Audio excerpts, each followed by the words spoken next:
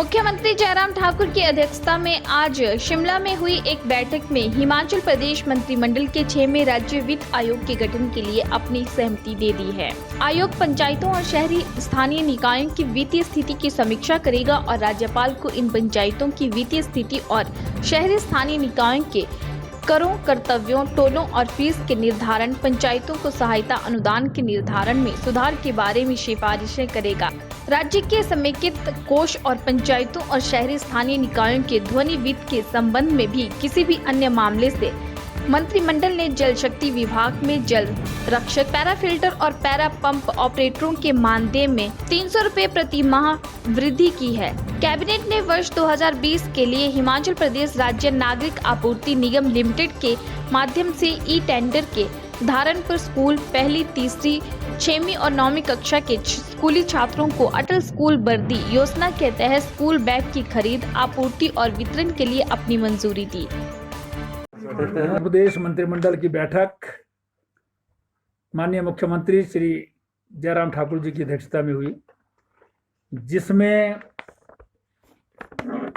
6th state finance commission for panchayat and local bodies जो है उसको कंस्टिट्यूट करने को मंजूरी दी मंत्रिमंडल ने, ताकि वो जो आने वाला समय है गवर्नर को रिकमेंडेशन कर सके कि पंचायतों की और अर्बन लोकल बॉडीज की फाइनेंशियल पोजीशन को कैसे इम्प्रूव किया जा सकता है, टैक्स ड्यूटीज इत्यादि जो है वो उसमें क्या होने चाहिए, कंसोलिडेटेड फंड ऑफ स्टेट से कितनी ग्रांट दी जानी चाहिए, क्योंकि 5th फाइनेंस कमीशन की रिकमेंडेशन 21 मार्च 2021 को समाप्त हो रही है, तो इसलिए 6th फाइनेंस कमीशन जो है वो कंस्टिट्यूट करने की सोची थी। फिर कैबिनेट ने आज डिसाइड जो है वो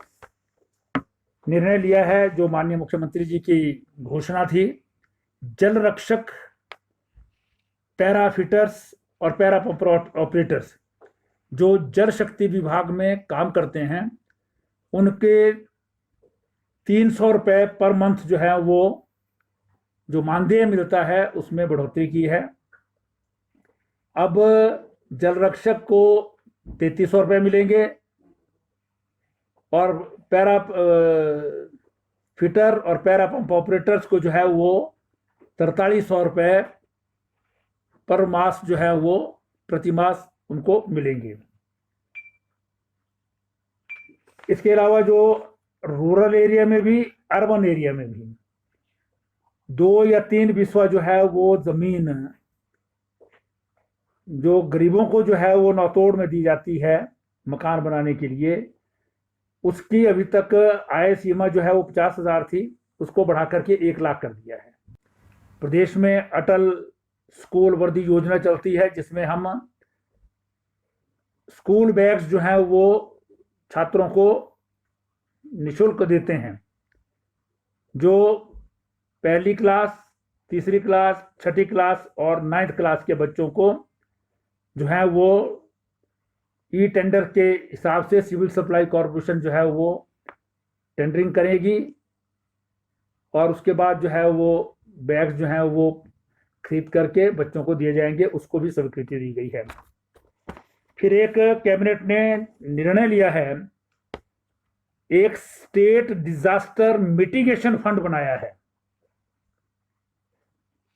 इसके लिए जो है वो अप्रूवल दी गई है,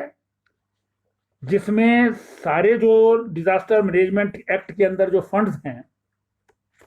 उनके लिए ये गाइडलाइंस जो है वो बनाई गई हैं।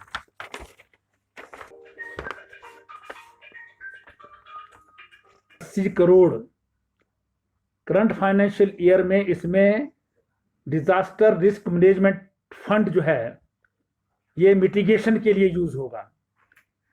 इसके अलावा जो है वो 50 करोड़ रुपया जो है वो सिस्मिक और लैंडस्लाइड जो रिस्क होते हैं पहाड़ी राज्यों में, उसके लिए स्वीकृति प्रदान की है, जो national disaster mitigation fund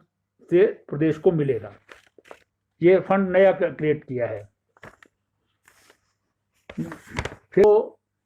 silk worm seed production centre